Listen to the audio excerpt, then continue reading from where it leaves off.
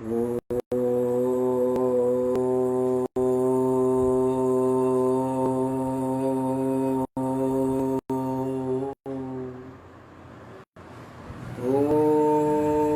नमः शिवाय।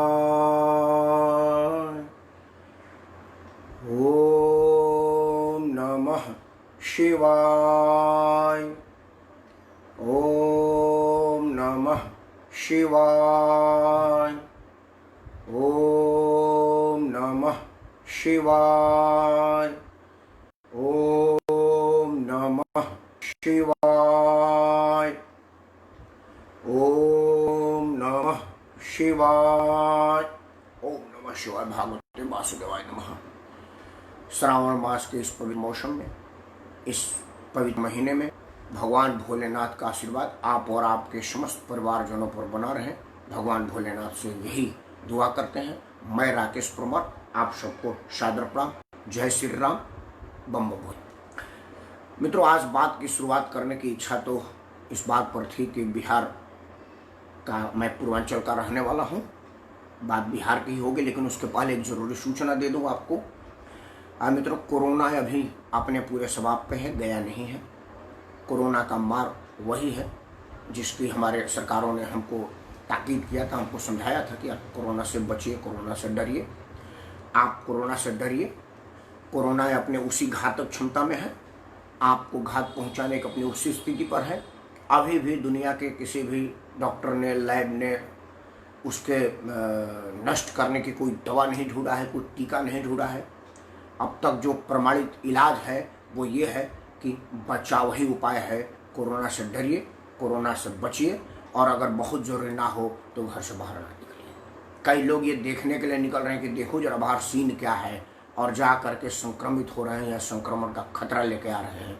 उन सबों से हाथ जोड़ के प्रार्थना है कि परमपिता परमेश्वर आपको सद्बुद्धि दे, और अगर बहुत जरूरी से भी बहुत जरूरी ना हो तो कृपया बाहर ना निकले। खैर, आज की शुरुआत तो ये इच्छा थी कि राजस्थान में जो वो होम क्वारंटाइन के जगह होटल क्वारंटाइन में जो वो एमएलए लोग थे, अशोक गहलोत वाले, वो उनको अब जैसलमेर के बॉर्डर पर लेके गया है। मतलब भारत पाकिस्तान की बॉर्डर जैसलमेर में सेना के कैंप के बगल में रहेंगे। तो शायद लगता है कि आजकल सेना पर भरोसा कांग्रेस को भी होने लगी है, तो उनको लग रहा है कि जयपुर से ज़्यादा जैसलमेर के बॉर्डर पर सुरक्षित होंगे। अशोक गहलोत को सुरक्षा मिले, उनके सरकार को सुरक्षा मिले, और उनके विधायकों को मिले। ये दुआ के साथ मैं कामना करता हूँ कि राजस्थान में लोकतंत्र जरूर सुरक्षित हो। उनके विधायक इधर से उधर हो चलेगा, लेकिन लोकतंत्र टस से मस ना हो। भोलेनाथ से यही दुआ करें।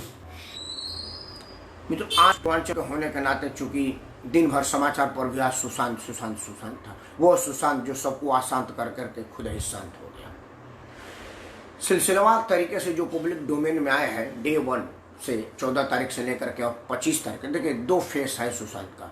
एक फेस है बिहार से जाना, दूसरा फेस है 14 तारीख जिस दिन उसका असामयिक मृत्यु हुआ, मारा गया। वो पुलिस का काम है, मैं उस पर कुछ नहीं बोलूँगा, बकवास करने की मेरी आदत नहीं है। उसके बाद 14 से बाद 25 तारीख तक, 25 तारीख को जब उसके पिताजी ने एक नामजद FIR करा दिया, उसके बाद 3 फेस है। तीनों फेस पर सिलसिलेवार तरीके से आधे घंटे में आपके सामने चर्चा रखूंगा। आप अपना आशीर्वाद बनाए रहिएगा। मित्रों, सबसे पहले तो बिहार का वो होनहार नौजवान जो इंजीनियरिंग में 8वां पोजीशन आता है, जो एस्ट्रोनॉट बनना चाहता है, जो परीक्षा देता है वो उसी में टॉप करता है। मतलब स्किल्ड विद्यार्थी था, दिमाग का शार्प था, तेज था, पढ़ा लिखा आदमी था। उसका दिमाग इतना जल्दी अशांत नहीं हो सकता है, इसलिए सुशांत शांत क्यों हुआ ये संशय का विषय है। बिहार से मुंबई तक की दौरे पे बहुत ज़्यादा नहीं बोला जाए, क्योंकि वो बोलने की कोई विषय नहीं है, क्योंकि वो रेलेवेंट नहीं। बस ये है कि बिहार और पूर्वांचल के हर वो नौजवान जो मेहनत कर करके अपना मुकाम हासिल करना चाहता है, उन सब लोगों को सुशांत से सीखनी चाहिए। उन कदमों से अपने आप को उस तरफ जाने से रोकना चाहिए जिस वजह से सुशांत शांत हुआ। मित्रों, सुशांत के देहांत के बाद, दुखद देहांत, चाहे वो जिस परिस्थिति में हो, देहांत हुआ ये तो फाइनल है। मैं सबसे ज्यादा आश्चर्य में हूं और चिंतित भी हूं मुंबई के उस महान पुलिस वालों के उस महान दृष्टि की। मुझे डर है कि कहीं दुनिया की महाशक्तियां उस पार्थिव पुलिस वाले की आंख निकाल करके ना अपने पास ले जाए शोध करने के लिए कि इसी आंख में ऐसी कौन सी शक्ति है जो बिना पोस्टमार्टम को झांक के अंदर देख ली कि आदमी आत्महत्या है। क्योंकि मरते ही मुंबई पुलिस के जवानों ने कह दिया कि आत्महत्या। अब मुझे डर है कि विश्व स्वास्थ्य संगठन हो, अमेरिका, रूस, हो सकता है चीन भी अब एक महाशक्ति के बढ़ते क्रम, कहीं ऐसा ना हो चीन ये मांग कर दे कि भाई मुझे मुंबई पुलिस के उस जवानों का वो आंख चाहिए जिसको बिना पोस्टमार्टम को भी अंदर देख लेने की उसकी शक्ति है। मुझे वो आंख दे दीजिए, मैं आपको डोकलाम दे देता हूँ, आपको गलवान दे देता हूँ, आपको ये फिंगर 4, 5, 3, 6 जितना मांगिए सब आपका रहा, क्योंकि मुझे वो मुंबई पुलिस के जवान का आंख चाहिए जिस आंख से में वो इतनी शक्ति है कि वो बिना पोस्टमार्टम का भी देख सकता है कि हत्या है या आत्महत्या है। अब इतनी ब्रिलियंट आंख दुनिया में तो वाकई अभी तो इजाद नहीं हुआ है। अमेरिका बेमतलब अपने आप को तकनीकी में आगे कहता है, रूस सैन्य शक्ति में आगे कहता है, चीन डुप्लीकेट माल बनाने में आगे कहता है। अरे आप सबों की क्या है इससे जो हमारे मुंबई पुलिस को जवान सिपाही में, वो जवान में है जिसने दूर से ही झांक लिया दिव्य दृष्टि से कि ये आदमी ने सुसाइड किया है।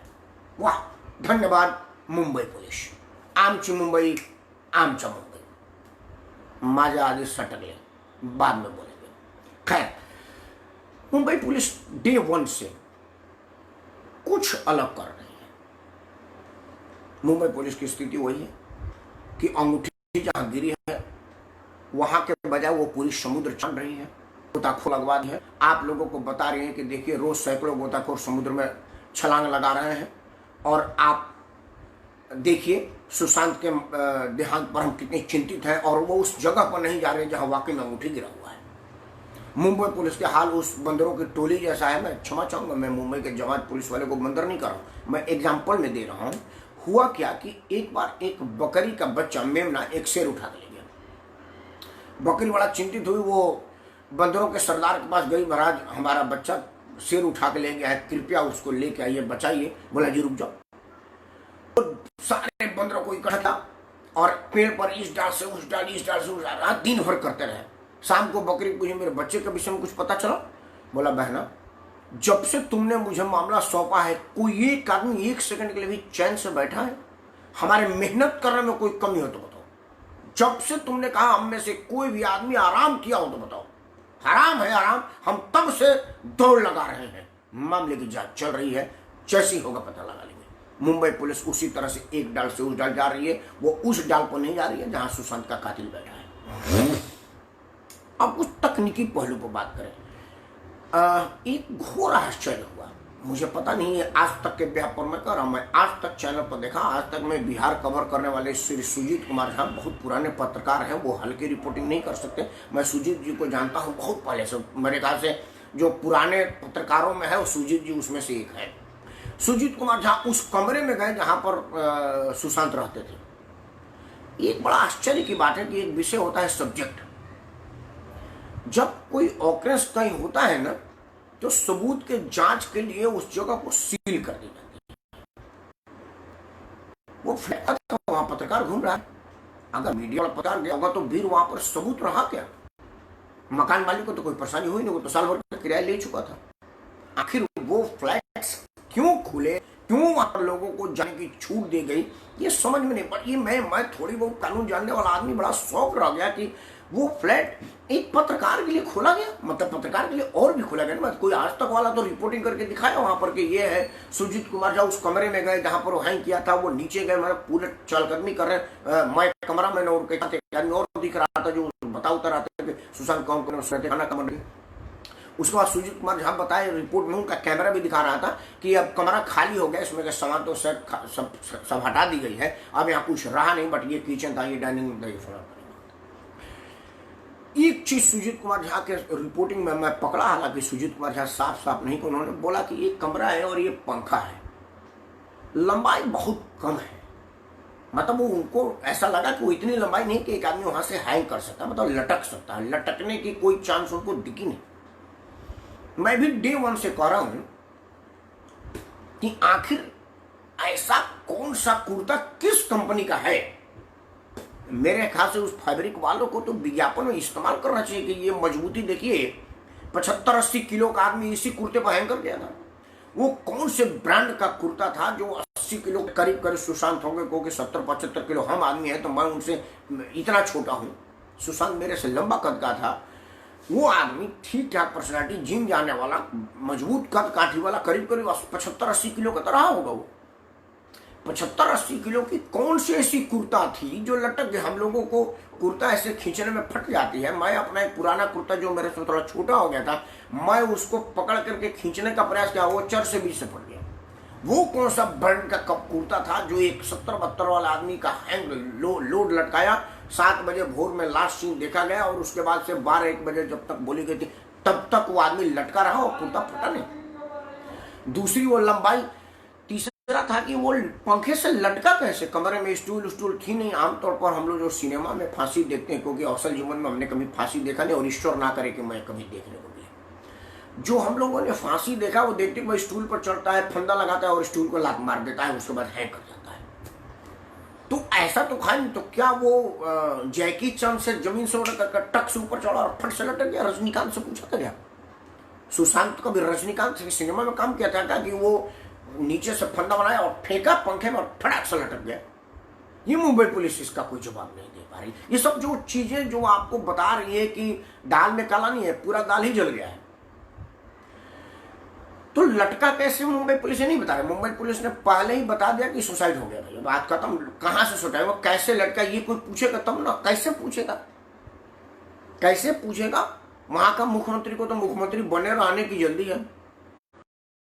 बेटे जो अभी नया नया मंत्री है उनको सिनेमा वाले लोगों के साथ दोस्ती की जल्दी है। उनके साथ अपना पार्टी शार्टी और ये वो जो मैं नहीं कह सकता उसकी जल्दी है। तो वो कैसे पुलिस बताएगी? पुलिस तो उन्हीं के साथ रहती है। लेकिन मैं उद्धव ठाकरे जी को एक छोटा सा एग्जाम्पल आपको देता हूँ। आप लोग देखते होंगे साउथ में जयललिता और कलानिधि मारन, जयललिता और के करवाणकर, कलिंगा। एक ही पुलिस जब के करवाणकर वो घसीट के ले जाती थी और जयललिता मुख्यमंत्री तो उनको घसीट के ले जाती थी। एक बार का क्या हुआ कि तब कैमरा वीडियो नहीं था, मैंने अब पत्रिका में एक फोटो देखा था ममता बनर्जी को घसीट के ले जाते हुए। वो हमारे मेरे अपने रिश्तेदार थे, कलकत्ता पुलिस में सब इंस्पेक्टर थे। तो हमने उनको बोला कि भाई हमको ममता बनर्जी से क्या दुश्मन है, हमको तो ज्योति बसु के आदेश आया, हमारे पुलिस को हम खींच के ले जा रहे हैं। वही पुलिस हमको ज्योति बसु को घसीटने के बजाय उनको घसीट देंगे। आप एक एग्जाम्पल देखे होंगे कि पी चिदम्बरम साहब जब गृह मंत्री थे तो पुलिस सैल्यूट मारती थी उनको। वही गृह मंत्री से हटे तो दीवार फाड़ करके अरेस्ट कर लेके घसीट के लिए उनको। वही पुलिस वाले जो उनको सामने उनके आदेश के लिए हाथ बांधे खड़े रहते थे। आपने देखा कि अमित शाह साहब जो भाजपा के नेता थे, पुलिस वाले घसीट के उनको लेके गए और वही पुलिस वाले अब आज उनको सुरक्षा में लगे हुए हैं, देश का सबसे टॉप कमांडो। तो कहना चाहता हूं ठाकरे जी से कि ये पुलिस है किसी की नहीं होती, तो ध्यान रखिएगा, जैसा बोएंगे वैसा ही काटेंगे। अब बात आती है सीन पर। उनका देहांत किस भी परिस्थिति में होगा वो तो साफ दिख रहा है कि वो लटके नहीं है, उनका हैंग हुआ नहीं है, फोटोग्राफ में निशान है। उनके जो गले पे था ना, वो कुर्ता होता तो मोटा निशान पड़ता और एक पतली रस्सी की निशान थी ऐसे। सीसीटीवी में बैग लेके आया हुआ लड़का दिख भी रहा है। एकदम शार्प गले में निशान लगाई, इधर उधर नहीं लड़की, क्योंकि अगर लटकता तो ऐसे खींचा जाता, ऐसे खींचा जाता, ऐसे कहीं से लटक हैंग होती चीजें कुछ लटकेंगी ना, लेकिन वहां नहीं लटकी। मतलब रजनीकांत के फिल्म की पराकाष्ठा हुई। सुशांत ने एक रस्सी से अपना गला घोटा, उसके बाद कुर्ते में बांधा और ड्राइव मारा। जैसे वो फिल्मों में अंतिम समय तक मरने से पहले तो विलेन को 4 गोली मार करके हीरो मरता है, तो वो 4 गोली मारने से लटकने से पहले वो सब कर करा कर लटका, उसके बाद ओपन करा, मुंबई पुलिस के शब्दों में। दूसरा क्या है कि वो जो दरवाजा था ना, वो दरवाजा होता है अंदर से बंद कर देते हो, घुमाओगे अंदर से खुलेगा, बाहर से घुमाओगे तो नहीं खुलेगा। लेकिन उसकी स्थिति वो होती है कि अगर अंदर से बंद करके और बाहर कर खींच देंगे तभी अंदर से ही लॉक माना जाता है। जिस तरह से हम लोग कार की डोर को थोड़ा वो खींचते हैं लॉक को और बटन दबा के छोड़ देते हैं तो वो लॉक हो जाता है अंदर से। अगर रिमोट कभी खराब हो जाता है हम लोगों का तो हम वो बटन दबा देते हैं, डोर खींच देते हैं, लॉक हो जाता है। दरवाजा उससे भी तो लॉक हुई होगी। और क्या जल्दी थी कि पुलिस बुलाने से पहले आप दरवाज़ा खोलने वाले को बुलाए और 4-5 लोगों ने अपनी अपनी हाथ वहाँ पर लगा करके सबूत डिस्ट्रॉय किया। जब वो आदमी मर गया, आपको लग रहा है कि मर गया, दरवाज़ा नहीं खोला, तो आपको पुलिस बुलाना चाहिए ना। अब दरवाज़ा खोलने वाले क्यों नहीं, दूसरी चाली डुप्लीकेट कहाँ थी, उससे कहाँ नहीं खोला, पहली बात। दूसरी बात ये थी कि उनका एक मित्र कह रहा है कि वो तो दरवाज़ा बंद करके अंदर से सोते नहीं, तो उस दिन बंद किया। ये सब चीज़ों का जवाब आपको देना पड़ेगा। अब आते हैं उसके देहांत से 25 तारीख तक। 25 तारीख तक मुंबई फिल्म इंडस्ट्री में नेपोटिज्म पर चर्चा था। बाहरी बना भीतरी बिल्कुल होता होगा, इसमें दो राय नहीं है, लेकिन सुशांत बाहरी ही था और बढ़िया सिनेमा में काम कर रहा था। सीरियल से लेकर के और इतने स्तर के फिल्म तक को पहुंचा तो बाहरी की वजह से नहीं पहुंचा। उसके कोई बाबूजी, पिताजी, भाईजी तो वहाँ सिनेमा में थे नहीं, कोई निजी की रिश्तेदार तो मुंबई में था नहीं। वो अपने मेहनत पर, अपने ईमानदारी पर, अपने काम पर ही वहाँ तक पहुंचा ना, टॉप कलाकार पहुंचा। एक साधारण लड़का जिसका सिनेमा में कोई योगदान परिवार का नहीं है, वो उस स्तर तक पहुंचा कि उसे सलमान खान, शाहरुख खान और दुनिया खानों को खतरा लगने लगा। तो वो तो नेपोटिज्म वाले उस कॉकस में से जाके पहुंचा ना। ऐसा नेपोटिज्म तो होता है कि आप संघर्ष करते रहे, आपको फिल्म नहीं मिलती, संघर्ष कर रहे फिल्म नहीं मिलती, क्योंकि एक जो सिनेमा था वो भतीजा को दे दिया गया, भाई को दिया, आपको नहीं दिया। लेकिन ऐसा तो था नहीं। सुशांत सीरियल से लेकर के सिनेमा तक तो गया। बहुत से ऊंचे ऊंचे कलाकार सीरियल में सर पटकते पटकते खत्म हो जाते हैं और सिनेमा में नहीं आ पाते। सुशांत तो उसी एटमॉस्फेयर में गया ना भाई। शत्रुघ्न सिन्हा, शेखर सुमन, हमारा मनोज तिवारी भोजपुरी में लगता है, बट गया ना। रविशंकर, रवि किशन मेरा जो अभी MP है, वो भी उसी जाल को तोड़ते हुए आया ना। तो नेपोटिज्म बहुत ज़्यादा इशू नहीं है, लेकिन मुंबई वाले उन नेपोटिज्म के इर्द गिर्द घुमा रहे थे और जो लोग चंदा देने में आनाकानी कर रहे थे उस सब लोगों को बुला रहे थे। क्योंकि अगर आनाकानी में नहीं किया होता तो अब तक धर्मा प्रोडक्शन का मालिक को बुला लिया जाता। लेकिन धर्मा प्रोडक्शन का मालिक और आदित्य ठाकरे का दोस्ताना है, इसलिए खाना पूर्ति के उसको मैनेजर को बुलाएगा, भाई धर्मा वाले मालिक को मत बुलाओ, क्योंकि इसकी दोस्ताना प्रभावित हो जाएगी। मंत्री से दोस्ताना है जिसके बाप मुख्यमंत्री है। ये बचाया गया, मतलब समुद्र मंथन हुआ उस पिन पॉइंट को छोड़ करके जहाँ रिंग पड़ी है। बताया गया कि यहाँ मत आ जाना, यहाँ रिंग पड़ी है, तुम बार बार घूमते रहो। और रोज टीवी में पुलिस के PRO की तरह से गृह मंत्री बयान दे रहा है कि आज पुलिस ने ये किया, आज वो किया, इनको बुलाएगा, फलाना को बुलाएगा, मतलब लोग चलता रहा। और हम लोग कहते कि आज फलाना डायरेक्टर आया, आज फलाना एक्टर आया। उनको बताया गया कि आपसे कुछ होना नहीं तो आपसे पूछेंगे, बात करेंगे, और 1.5-2 साल तक छानबीन करने के बाद लोग भूल जाएंगे। जैसे दिव्या भारती को भूल गए, जैसे श्रीदेवी को भूल गए, जैसे और मुंबई फिल्म में तो कितने लोग मर जाते हैं, कितने लोग मारे दे जाते हैं, कितने लोग को तो पता नहीं चला कि मर गए कि कहाँ चले गए। ऐसे सब सीन होता रहता है। लेकिन ये थोड़ा उल्टा पड़ गया सुशांत का। सुशांत सिंह का स्थिति यह था कि बिहार में चुनाव है, राजपूत कम्युनिटी से है और उनका भाई विधायक है।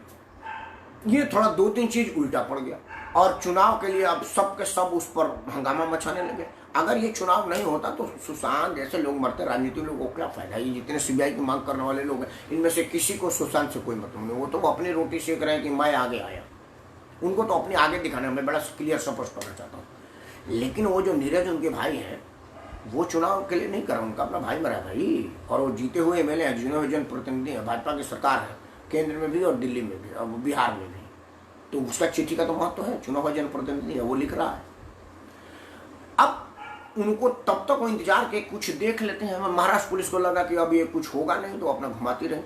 उनके पिताजी, लोग पूछते हैं कि अब तक क्या करते हैं। अरे पिता जिसका जौन बेटा मरा है, 4 बेटियों के बाद जिसका लाडला बेटा हुआ हो, हमारे भोजपुर में दुलरुआ बेटा बोलते हैं, उसको नॉर्मल होने में टाइम लगेगा ना भाई। उसके बाद वो नॉर्मल हुए और उसके बाद जो उनको संज्ञान में था, क्योंकि बेटा से कभी ना कभी बेटियों से तो बात होती होगी ना भाई, उनकी बेटी वहीं पर आती है तो वो सब सीन सिचुएशन समझती होगी। तो उस आधार पर उन्होंने कहा है। यहाँ सबसे बड़ी चिंता का विषय है कि तुरंत चार्टर अकाउंटेंट आया जो इसी साल बदला गया था और वो कहा कि तब पैसे नहीं है। बड़ा मुश्किल की बात है कि उतने बड़े स्टार के खाते में पैसा ही नहीं है। खैर, जो पैसा है भी, उस पैसे में 1-2 चीजें तो संदेह करती हैं। आखिर मेरे पैसे तो मेरी गर्लफ्रेंड का भाई होटल में सैर करेगा, दुनिया में घूमेगा, ऐसा पैसा मैं क्यों दूंगा, इतनी खूबसूरती तेरे में है। मतलब कुछ तो है ना कि या तो तू अपने खूबसूरती की कीमत वसूल रही थी कि आप मेरे साथ लिविंग में रह रहे हैं तो मेरे भाई का दुनिया में घूमने का पैसा उठाइए, उसका खर्चा उठाइए, वो जो जहाज से जा रहा है, वो होटल में रह रहा है, दुनिया ऐस जैस कर रहा है, वो आपके पैसे से करेगा क्या? ये बात भी तो दिख रही, ये तो दिख रहा है ना छोटे छोटे अमाउंट में अगर है तो।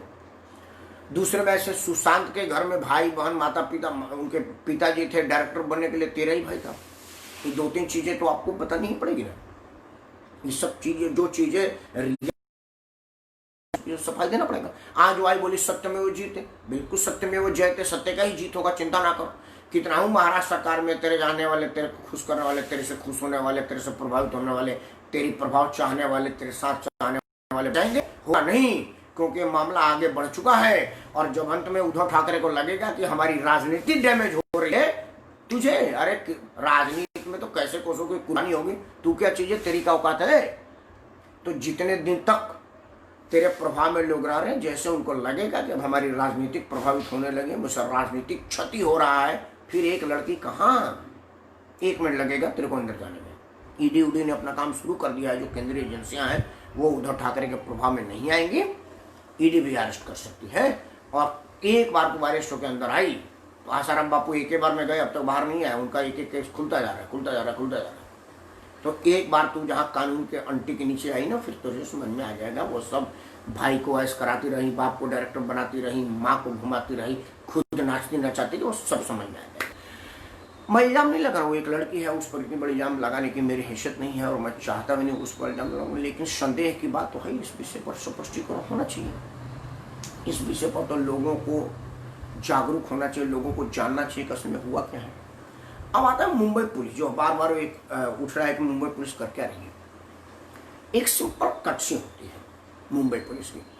बिहार से टीम गया है आपके यहाँ, वो भी पुलिस वाले हैं, वही वर्दी पहनते हैं। 4 घंटा अपने दफ्तर के सामने खड़ा करा करके पुलिस अधिकारी उसे मिल नहीं दिया। वो पता ना किससे बात कर रहा था, क्या सोच रहा था, क्या दबाव था उस पर, क्या डर था कि अगर मैं बिहार वाले से मिलने गया तो मुझे कौन सा प्रभाव हो जाएगा। ये तो उसको बताना पड़ेगा, भाई तेरे ही इक्विवेलेंट थे, तेरे ही लेवल, तू जहाँ पर तू ट्रेन लिया ना, वहीं से वो आदमी ट्रेन लिया है जो तेरे बाहर बैठा हुआ था, तेरे दरवाजे के बाहर 4 घंटा तू इंतजार करवा करके उनसे नहीं। दूसरा एक प्रोटोकॉल होता है कि जो बाहर के स्टेट पुलिस आती है वो लोकल पुलिस से पूछते हैं, क्योंकि उसको कहाँ पता बिरार कहाँ है, बोरीवली कहाँ है, धरावी कहाँ है, अंधेरी कहाँ है और बांद्रा कहाँ है। तो आप उसको एक गाड़ी मुहैया कराते हैं और एक अपना सिपाही मुहैया करते हैं जो फला जगह पर लेकर के जाएगा। वो आपने कहा नहीं। अब वो मुंबई पुलिस वाले बेचारे ऑटो में चल रहे हैं, कहीं पैदल चल रहे हैं। वीडियो में जब ऑटो के चलने में सोशल मीडिया और समाचार पाया तो बिहार के एक आदमी ने कहा कि आप हमारी गाड़ी इस्तेमाल करिए भाई, आप हमारे मेहमान हैं।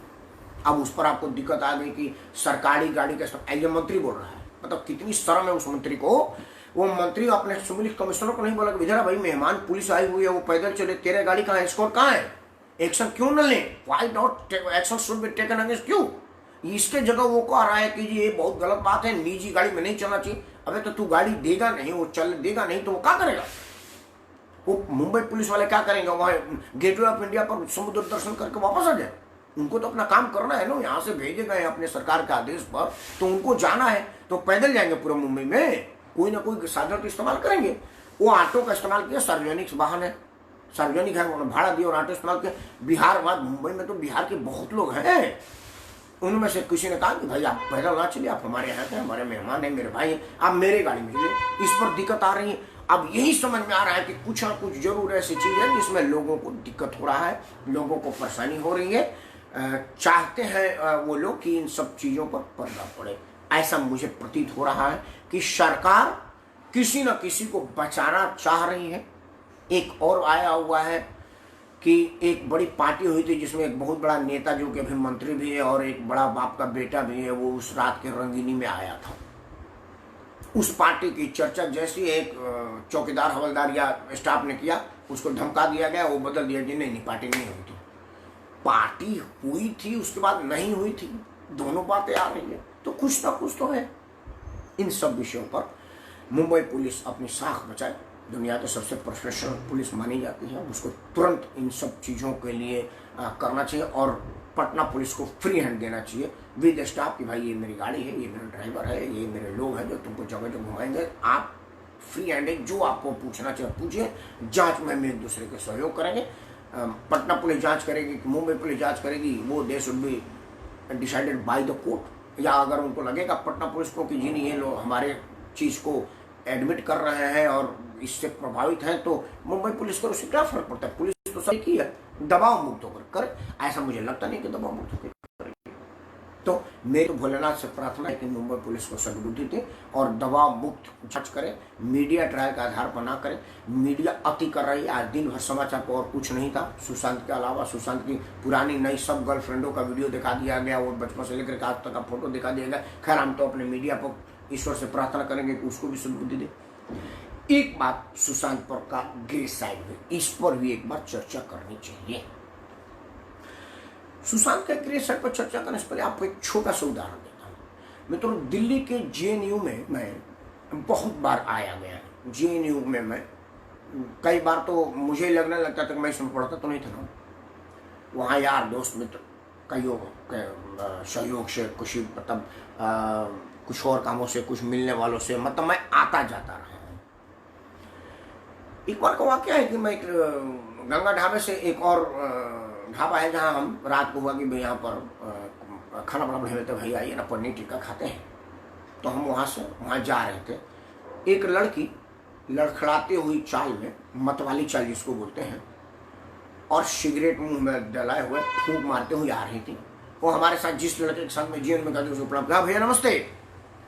तो मैंने बोला नमस्ते, कैसी हो? ठीक है, ये मेरे भैया, इनको भी प्रणाम करो। उसने बोला हाँ भैया नमस्ते। तो मैं बोला तुम्हारा भाषा तो हमारे यहाँ का लग रहा है, कहाँ की हो? तो उसने गांव का नाम बताया। चूँकि मैं यूपी बिहार के बॉर्डर का हूँ, मेरे बाद बिहार का छपरा जब चालू हो जाता है, वो छपरा जिला चालू हो जहाँ से चालू होता है उसी एक गाँव की निकली। तो मैंने बोला कि मैं तुमसे बात करना चाहता हूँ। तो उसने पहले ही कहा कि ये शराब और सिगरेट छोड़ करके बात करना तो मैं करूँगा। मैं बोला नहीं मैं तो इसी पर बात करूँगा तुमसे। बोले कि ओफ चलिए बोलिए। उसने सिगरेट को मुँह करके और हाथ नीचे किया, फूंक मारा। हाँ बोलिए। मैं बोला वो फलाने वाले गांव में ऐसा सिगरेट का सूटा मारी है। बोला जी उस गांव में तो हमारे बाप ने भी कोई सूटा नहीं मारा। मैं बोला क्यों? तो उसने एक बात कहा, वो यहाँ नहीं कहूँगा, अच्छा नहीं लगेगा, नहीं तो आप लोग उसमें कुछ जोड़ने लगेंगे। तो मैं बोला तुम फिर क्यों कर रही है? बोला जी देखिए ऐसा है, अभी अभी आपने कहा ना मेरे को डांटते हुए कि मैं तुम्हारे बाप की उम्र का हूँ, तुम्हारी उम्र की मेरी बेटी है, वो भी यूनिवर्सिटी में पढ़ती है, इसलिए मैं कॉन्शियस हूँ कि तुमसे बात करूँ। तो अंकल जी जब हम यहाँ आए ना तो हमारे मन में एक जगह था, वो सब बिहारी बिहारी बिहारी। अब हमको हीन भावना लग रहा था कि हम एडवांस नहीं है, लड़कियां यहाँ पर मॉडर्न दिख रही हैं, हम गांव के जैसे तो नहीं न दिख रहे हैं। निकलते वक्त 20 बार अपने आप को देख रहे थे कि कहीं मैं गांव की तो नहीं न दिख रही हूँ, कहीं मेरे में वो मतलब मुझे अपने में दबापना दिख रहा था। मुझे ऐसा लग रहा था कि मैं कहीं कोई कुछ हीन भावना की हूँ। तो हीनता को उतारने के लिए पहले हमने फैशन चेंज किया। फिर फैशन चेंज करने के बाद मॉडर्न होने के लिए देखा कि जो लड़कियां हैं वो सिगरेट पी रहे हैं, शराब पी रहे हैं, तो हमने बोला कि मॉडर्न की निशानी शायद ये है। तो फिर हमने ये शुरू किया और अब ये नशा एडिक्ट हो गई मैं, अब ये मजबूरी हो गई है, अब छोड़ना भी चाह रहे हैं तो नहीं कर रहे हैं। अब देखिए दारू कौन पिलाया, क्या पिलाया, किस कीमत पर पिलाया आप जानते हैं। अब मैं कहना नहीं चाहती हूँ, लेकिन क्या करिएगा, अब जो पहले मजा था अब वो सजा हो गया है। लेकिन मैंने ये किया आधुनिक बनने के चक्कर में। मैं बोला तेरा हाल हो गया उस पंछी का जो गया था हंस का चाल सीखने, अपना वाले भूल गया तो कूद कूद के चलता। हमारे भोजपुर में कुछ कुछ हुआ बोलते हैं उसको कि कुछ कुछ हुआ गया, मोर का चाल सीखने अपना भी भूल गया। सुशांत तुम्हें भी अपनी हैसियत, अपनी संस्कार को याद रखना चाहिए। तुम्हारी बहन वहाँ रहती थी, तुम कभी उस लड़के के साथ डेटिंग में थे, कभी उस लड़के के साथ सेटिंग में थे। ये बिहार का संस्कार नहीं है बेटा, ये तुमने किया और उसका परिणाम तेरे सामने है। आज अगर तुम उस लड़की के साथ सेटिंग गेटिंग में नहीं रहते तो तेरे पैसे को अधिकार नहीं करती। तुम मुंबई इंडस्ट्रीज की बीमारियों को तुम, शत्रुघ्न सिन्हा भी तो उस इंडस्ट्री में गए, शेखर सुमन भी तो इस इंडस्ट्री में है, अमिताभ बच्चन भी हैं, रवि किशन भी है, और भी बहुत छोटे मोटे तो कई लोग हैं, छोटे से लेकर के बड़े तक। अब शत्रुघ्न सिन्हा से ज़्यादा बिहार का कौन टॉप कलाकार है वहाँ पर? शेखर सुमन से ज़्यादा शेखर सुमन और शत्रुघ्न सिन्हा राजनीतिक रूप से हो सकता है मैं उनके विरोध हूँ, उनके कुछ बातों का मैं ना मानूं या गलत करूं, लेकिन उन लोगों ने एक नजीर पेश किया ना भाई, वो कहीं सेटिंग गेटिंग में नहीं था जिसकी वजह से उनको किसी तरह की कोई नुकसान हो। तुमने वो मुंबई की बीमारी को पाला, इसके साथ लिविंग रिलेशन में, उसके साथ डेटिंग में, उसके साथ सेटिंग में लड़की इतने तुम पर आसक्त हो गई कि अब तुम तक मिलने के लिए उसके सहारे से ही होके जाना पड़ रहा है। तुम्हारे पिताजी फोन कर रहे हैं तो लड़की उठा रही है और बात नहीं करा रही है। तुम्हारे बहन को भी अगर बात करना है तो लड़की बात करा रही है, जैसा कि मार्केट में चल रहा है। तुम्हारा ऑडिटर कौन हो ये लड़की का भाई डिसाइड करता है। तुम्हारा कौन से बैंक में खाता हो ये लड़की का भाई डिसाइड कर रहा है। तुम ऑर्गेनिक खेती करना चाहते हो वो ना करके कुछ और करो ये लड़की डिसाइड करते। मतलब उस लड़की ने इतनी जादू तेरे ऊपर कर दी ना कि तू स्वयं में सेंसलेस हो गया, तू इस लायक ही नहीं रहा कि समझ सके। और उसका परिणाम ये हुआ कि उस बाप का बेटा गया जिसकी 4 बेटी के बाद वो बेटा आया था। समझो उसका दुलार प्यार लार कितना होगा। उस बाप की स्थिति तुम जानते हो, अभी तक खड़े हैं महादेव की कृपा से। तूने तो उनको जीता जी मार दिया, वो तो चंदे लाश हो गए। जिए तो किसके लिए जिए, किसके लिए जिए। इस उम्र में आदमी इस उम्र में करता है कि अब बेटा जल्दी से करके ब्याह करावे, नाती पोते के साथ हंसे खेले। जवानी का दोस्त नाती होता है, बेटा और बहू अपना घूमते फिरते रहे, हम जरा हंस बोल ले। दूर रहता तो वीडियो टॉक कर लेते। हमारे लोग भी, कई लोग जानते, हमारे एक मित्र हैं उनकी अमेरिका में परिवार शिफ्ट है, वो वीडियो पर रोज बात करते हैं। वो इतने में खुश है, कहते हैं बेटा दवाई है ये मेरा, मैं जो बात कर लेता हूँ राकेश ना तो मुझे वो दवाई खाने की जरूरत नहीं पड़ती। उनका दवाई तू छीन लिया, चला गया, कौन किसके सहारे रहेंगे वो। तो तूने अपना संस्कार प्रभावित किया और इसका वजह हुआ कि तू गया।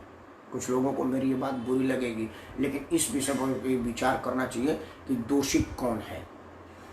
क्या दोषी सुशांत नहीं है जिसने अपने संस्कार छोड़ करके लड़कीबाजी के चक्कर में कभी इस लड़की के साथ, कभी उस लड़की के साथ, कभी उस लड़की के साथ, कभी इस लड़के के साथ फ्लैट में, कभी उस लड़के के साथ बाल में, किसी लड़के के साथ फार्म हाउस में। तू अभी जुमा 4 दिन के लिए आया था रहने के लिए, ये फ्लैट के साथ 2 फार्म हाउस ले रहा था, एक फार्म हाउस ले रहा था, होटलों में रह रहा था। ये बिहार का संस्कार, ये पूर्वांचल का संस्कार है।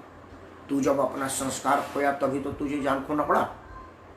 अगर तू संस्कार नहीं खोता तो आज तू जिंदा होता और हम सब प्राउड कर रहे होते। फिर मैं ये नहीं कहता कि एक था सुशांत, हम कहते कि ये है सुशांत, पूर्वांचल का शान सुशांत। लेकिन तूने हमारी शान ही तोड़ दी, हमारा शान ही खत्म कर दिया सुशांत। हम दुखी हैं, रिया से कम तुम पे ज़्यादा, क्योंकि रिया को तो मौका विश्वासघात, रिया को इसलिए कहा कि तूने पहले रिया को विश्वास किया तभी तो रिया विश्वासघात किया। अगर ऐसा है तो, अगर जांच में ऐसा निकलता है, फैक्ट ये हो तो, अगर तूने पहले रिया को विश्वास किया, मतलब तुम्हारी बहन वहाँ रहती थी राखी बांधने वाली, जिसके साथ तू बचपन में खेला कूदा, वो तेरे साथ नहीं रहती थी। 4 कमरे के फ्लैट, डुप्लेक्स फ्लैट में यार दोस्त मित्र रहते हैं, पराई लड़की रहती है, अपनी बहन नहीं रहती है। तो ये बात तो तुझे बताना पड़ेगा ना सुशांत। और इसका कीमत तू क्या भुगता। तू तो चला गया, भुगत रहा है वो परिवार जिसको तेरे को जन्म देने में दुख उठाना पड़ा, तेरे लालन पालन में दुख उठाना पड़ा, और जब उनका पेड़ हरा हुआ जिसकी वो आनंद ले सकते थे वो पेड़ काट कर चला गया।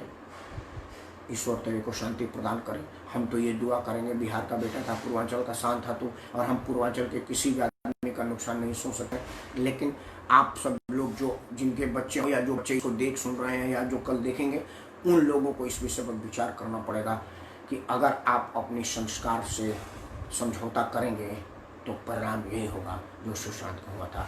मजबूती संस्कार में होगी तो सुशांत अशांत नहीं, शांत नहीं, निशांत होगा। इन्हीं शब्दों के साथ मैं राकेश कुमार प्रभु से प्रार्थना करता हूँ कि सुशांत के आत्मा को शांति प्रदान करें और उसके अपराधों को क्षमा करें। 5 तारीख को राम मंदिर शिलान्यास होने वाला जा रहा है। Bharat highest civil authority president Narendra Modi ji के हाथों से, उनकी उपस्थिति में दुनिया के जाने माने लोग अपने अपने जगहों से दुआ करेंगे, प्रार्थना करेंगे। आप भी प्रार्थना करें। जब तक 5 तारीख नहीं आता 5 बार भगवान का राम नाम लें। आप तो 5-5 घंटा लें, 5 मिनट लें, लेकिन वीडियो में ज़्यादा देर तक नहीं कहा जा सकता।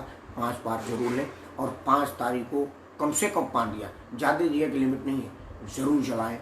उस दिन मिनी दिवाली नहीं, बड़ी दिवाली मनाएं, क्योंकि 500 साल के संघर्ष के बाद ये शुभ दिन आया है कि भारत के सर्वोच्च न्यायालय के सर्वोच्च आदेश से राम मंदिर बनने का मार्ग प्रशस्त हुआ है। इस खुशी के दौर को हम सेलिब्रेट करें और भगवान श्री राम का नाम लें। जय श्री राम। जय श्री राम, जय श्री राम, जय श्री राम, जय जय श्री राम। इन्हीं सब अच्छा मैं राकेश परमार आप सबको सादर अर्पण करता हूँ। प्रभु आप पर अपना आशीर्वाद बना रहे। जय श्री राम।